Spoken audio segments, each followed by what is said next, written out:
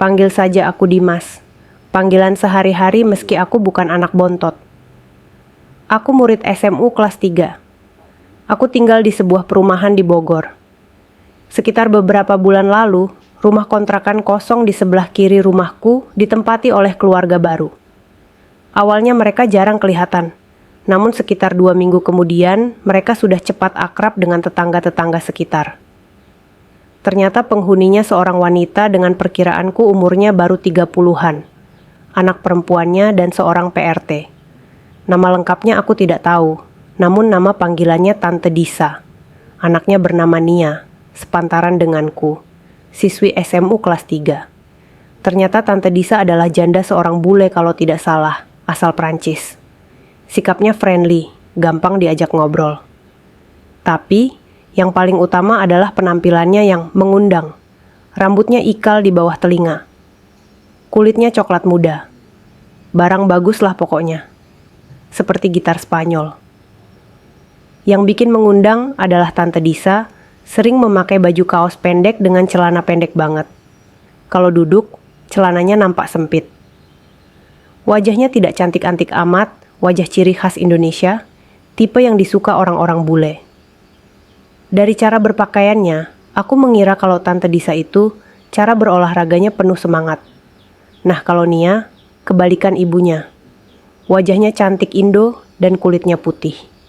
Rambutnya hitam kecoklatan, belah pinggir sebahu. Meski tidak gitar Spanyol, kecocokan pakaiannya justru membuat Nia biasa aja. Nampaknya aku terserang sindrom tetangga sebelah nih. Berhari-hari berlalu, rasa penasaranku terhadap Tante Disa semakin bergolak sehingga aku sering nekat ngumpet di balik semak-semak melihati Tante Disa kalau sedang di luar rumah. Tapi terhadap Nia, rasa penasaranku hanya sedikit.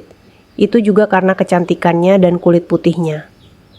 Rasa penasaran besarku kadang-kadang membuatku ingin menunjukkan kegagahanku di depan Tante Disa. Pernah sesekali kujalankan niatku itu. Namun pas Tante Disa lewat, buru-buru kututup kegagahanku dengan baju, karena takut tiba-tiba Tante Disa melapor sama ortu. Tapi kenyataannya berbeda. Tante Disa justru menyapaku, dan kusapa balik sambil menutupi kegagahanku. Dan pas di depan pagar rumahnya, ia tersenyum sinis dan seperti memberiku kode. Sejenak aku terbengong dan menelan ludah, serta malah tambah penasaran. Kemudian, pada suatu waktu, kuingat sekali itu hari Rabu. Saat aku pulang sekolah dan mau membuka pagar rumah, Tante Disa memanggilku dengan lembut. "Deh, sini dulu. Tante bikinin makanan nih buat papa mamamu." Langsung saja ku jawab, iya Tante." Nafasku langsung memburu dan dagdikduk. Setengah batinku takut dan ragu-ragu, dan setengahnya lagi justru menyuruh supaya mengajak Tante Disa. Tante Disa memakai baju sleeveless hijau muda dan celana pendek hijau muda juga. Setelah masuk ke ruang tamunya, ternyata Tante Disa hanya sendirian. Katanya pembantunya lagi belanja. Keadaan tersebut membuatku semakin dakdikduk. Tiba-tiba Tante memanggilku dari arah dapur. "Deh, sini nih makanannya." Memang benar sih. Ada beberapa piring makanan di atas baki sudah Tante Disa susun. Saat aku mau mengangkat bakinya, tiba-tiba tangan kanan Tante Disa mengelus pinggangku, sementara tangan kirinya mengelus punggungku. Tante Yana lalu merapatkan wajahnya di pipiku sambil berkata, "Deh, kamu nakal juga ya ternyata." Dengan tergagap-gagap aku berbicara. Nakal gimana sih Tante?" Jantungku tambah cepat berdegup. Pura-pura gak inget ya? Kamu nakal, ngeluarin kegagahan kamu." Tante Disa meneruskan bicaranya sambil berbisik nempel di telingku. Tentu saja aku tambah gagap plus kaget karena Tante Disa ternyata mengetahuinya. Itulah sebabnya dia tersenyum sinis dan ngasih kode waktu itu. Aku tambah gagap. Tante terus berbisik dengan lemah gemulai di telingaku. "Kamu mau ya sama Tante?" Tanpa banyak omong-omong lagi, Tante langsung melakukan hal yang tidak pantas kepadaku, yang membuat aku tidak bisa bicara. Ternyata benar perkiraanku. Tante Disa, cara berolahraganya penuh semangat. Aku tidak mau kalah. Kubalas apapun yang Tante Disa lakukan kepadaku. Lalu Tante Disa kembali membisikkanku. Ini masih pemanasan, kata Tante Disa. Kemudian Tante Disa berkata, pemanasannya udah cukup. Ayo kita lanjut berolahraga yang penuh semangat, dan mengajakku untuk ke kamarnya. Kami buru-buru ke kamarnya karena sangat tidak sabar. Aku sampai tidak memperhatikan bentuk dan isi kamarnya, langsung direbah oleh Tante Disa dan langsung mengajariku berolahraga yang penuh semangat. Lalu setelah sekitar 5 menit kami berolahraga. Di tengah seru dan berkeringat, ada suara seperti pintu terbuka, namun terdengarnya tidak begitu jelas. Aku takut ketahuan oleh pembantunya atau Nia. Sejenak aku berhenti dan ngomong sama Tante Disa. Tante. Ternyata Tante justru meneruskan olahraga dan berkata, bukan siapa-siapa kok. Sambil bersorak-sorai lembut. Dan aku pun menurutin kata-kata Tante dan melanjutkan olahraganya. Tante Disa melihatiku dengan tersenyum. Singkat cerita, karena Tante sangat ahli dan terlalu meledak. Tak lama, aku merasa akan menumpahkan air dari botol kegagahanku. Tante, udah. Belum sempat aku menyelesaikan kata-kataku, Tante Disa langsung duduk di depanku dan terkena air yang tumpah. Ternyata semprotan air kuhitung sampai sekitar 7 kali, di mana setiap tumpah itu sangat banyak. Sesekali jangkauannya jauh dan mengenai rambut Tante Disa. Mungkin ada juga yang tumpah ke spray. Kulihat wajah Tante Disa sudah terkena air. Tante Disa yang memang cara olahraganya penuh semangat. Meraup air dari wajahnya ataupun dari sisa di sekujur parabotku dan meminumnya. Setelah itu, aku merasa sangat lemas. Staminaku terkuras oleh Tante Disa. Aku langsung rebahan di sebelah Tante Disa. Sekitar seminggu berlalu setelah olahraga sama Tante Disa. Siang itu aku sedang ada di rumah hanya bersama pembantu.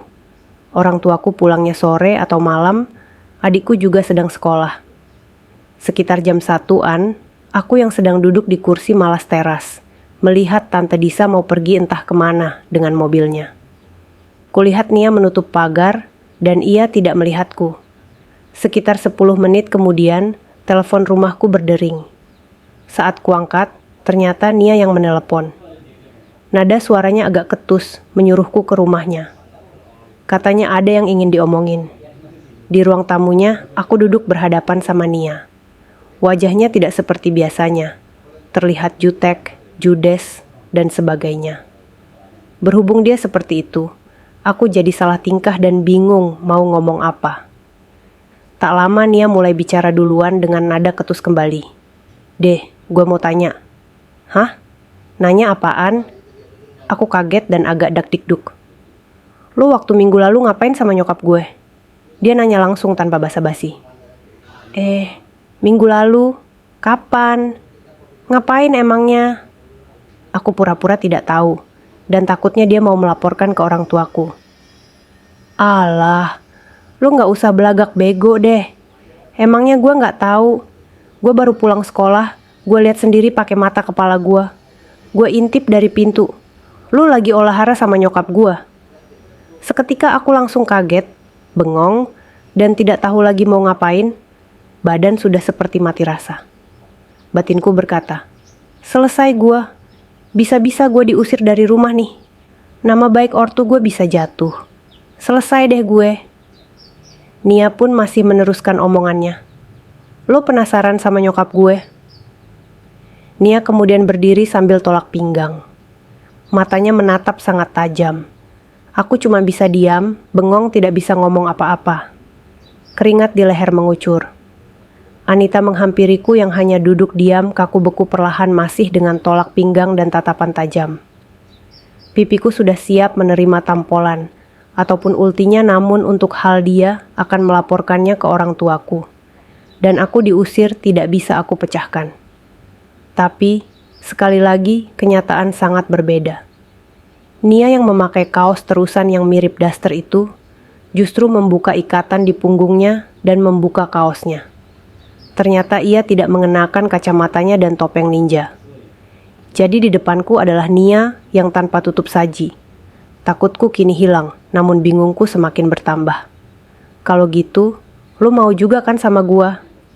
Nia langsung melakukan hal yang tidak pantak kepadaku. Tanpa basa-basi aku, dan Nia langsung berolahraga penuh semangat.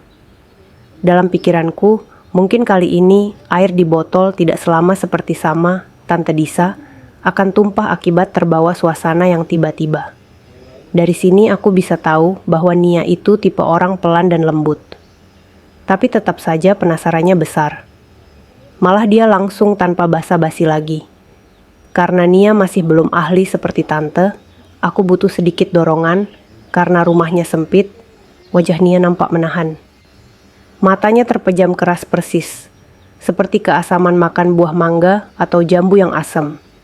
Tak lama, Nia berteriak lumayan keras.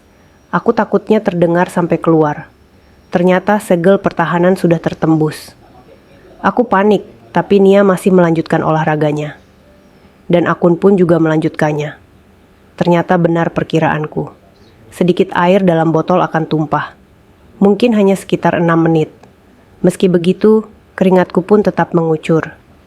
Begitupun Nia. Mungkin akibat masih sempit dan rapatnya rumah Nia, botol airku jadi cepat tumpah. Ditambah pula dalam seminggu tersebut, aku tidak melakukan apa-apa di kamarku. Kemudian, kembali tumpah air dari botolku di depan orang untuk kedua kalinya. Kali ini lebih sedikit, namun lebih kental.